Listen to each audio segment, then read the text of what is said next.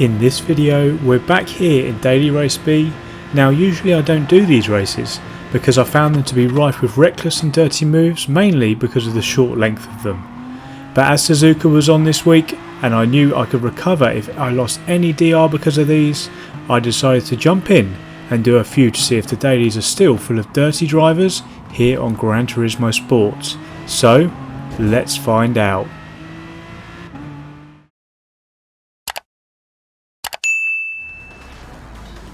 Hey guys, Erie is here. Welcome back to the channel and thank you for choosing to join me here for another video.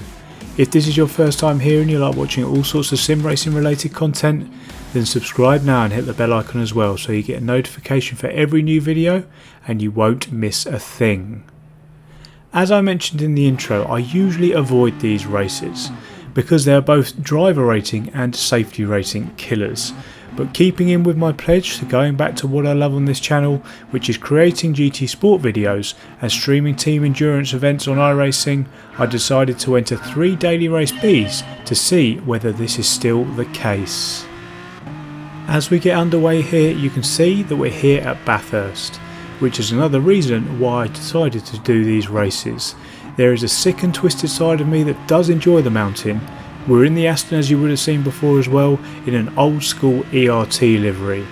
These liveries I used to use before I started using the food and drinks based ones that you'll see every week in every video, which to be honest I have no explanation to why I love those so much.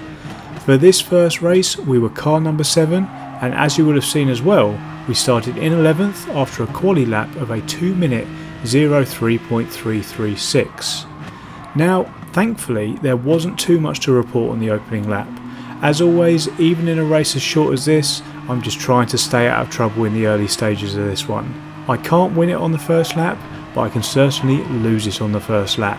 But now that we've settled down, we are wanting to push on here and get into the top 10. It's important to do so, and we managed to get a good run out of Forest Elbow there, which is going to catapult us down this straight. I get a good run down the outside and thankfully we're going to end up being clear before the kink before the chase. But keep your eyes at the group up ahead there, it's about to all kick off. 2 up ahead are going to go off, and then normally this means that there's going to be chaos as they come back on. But surprisingly they are particularly clean when they re-enter. But then as we come down here towards the final corner, out of nowhere the Belgian comes back through like a wrecking ball, hitting the guy in front of who I can't avoid and hit myself. And then of course I get the penalty. How's that logic for you?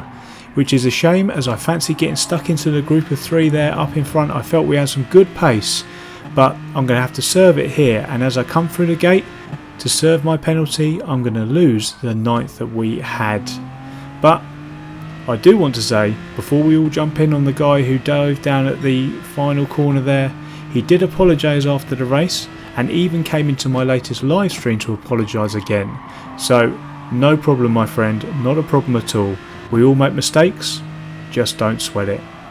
Fast forwarding here, having made our way over the mountain here on the final lap and coming out of Forest Elbow, I thought I'd have to settle for 10th place. But keep your eyes up in the distance, it's all going to absolutely kick off once again. Trappy ends up on the grass after contact, and then there's going to be further contact as we come through the kink. He's going to turn in, you can just see it there. Now he's going to dive up the inside, which is fine. I'm going to go for the cutback, which gives me the inside if I need to for Murray's corner, which is the final corner. But I was passed by then, and to be fair, I was expecting a punt down into here. My history with Daily Race Bs would suggest that you get a punt in that situation, but to be fair to him, my back doors remained intact and we come across the line a bit battered and bruised, but we bring home a solid 9th place. Couple of places gained there, happy with that as we move on to race number 2. Here we are at the second race of 3 then. Our quali time was good enough for 10th this time around, and I was car number 6 in this one. We finished 2 places below our door number last time out, even though we gained a couple of positions, so we'll be looking to make a few moves in this one to balance that out. And we're going to get a couple of gifts early on. As we come through the tight twisty streetlight section at the top of the mountain, some pinball action was going on up ahead. leaving the Frenchman in the wall at Solomon Park and the German 2 ahead with a 4-second penalty. So we are now in 9th, and I'm concentrating on staying close to the Brit in front so we can try and make a move into probably the best overtaking place on this circuit, the chase. So we're sat in this slipstream here, we're getting closer. I pull to the left, but then I pull out of the move.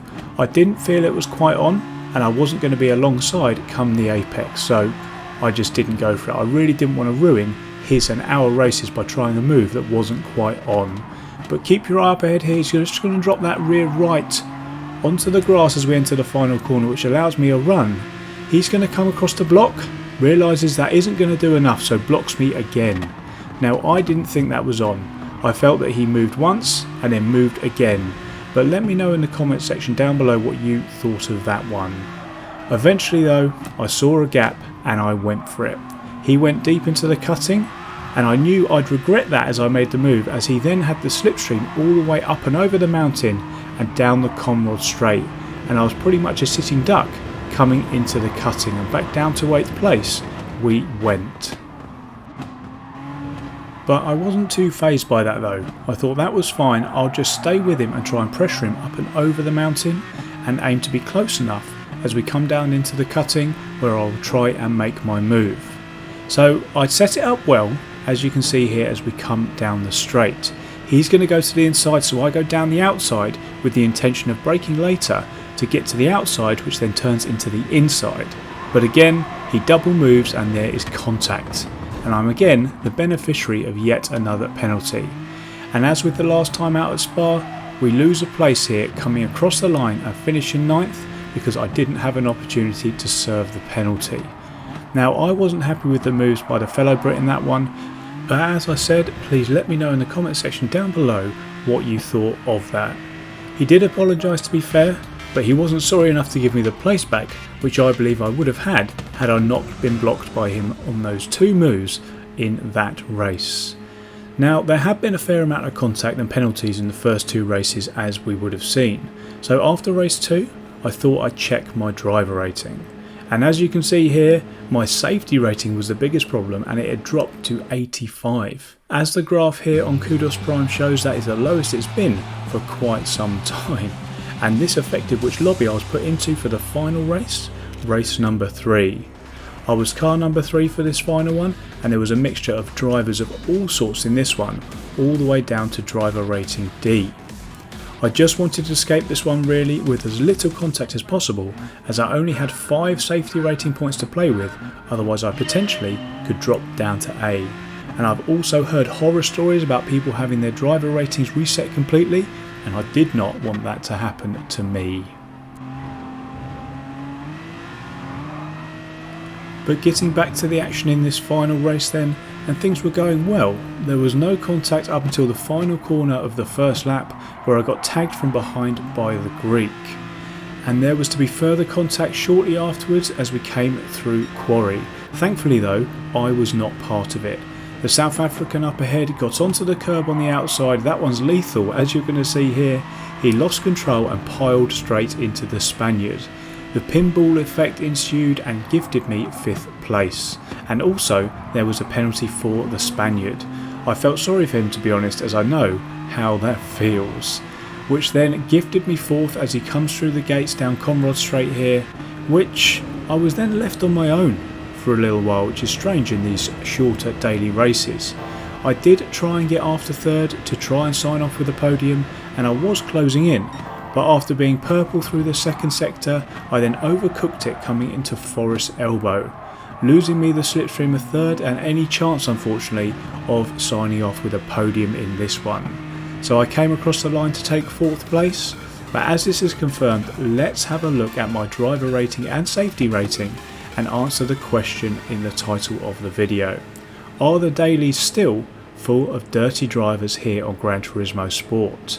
Now, I would say on the basis of this that they still aren't great, but there's definitely a marked improvement and they're not as bad as I remember. But will it be enough to bring me back to Daily Race B regularly? Only time will tell. I think, to be honest, the races are still a little bit short for me, but you know, if a good combo comes up, like Group 2 at Suzuka for example, you may well see a video on it. But that for now, guys, is going to be the end of the video. I hope you enjoyed the video. If you did, please do hit that like button and make sure you're subscribed to the channel if you're not already. But thanks again so much for watching, guys, and I will see you in the next one. Cheers.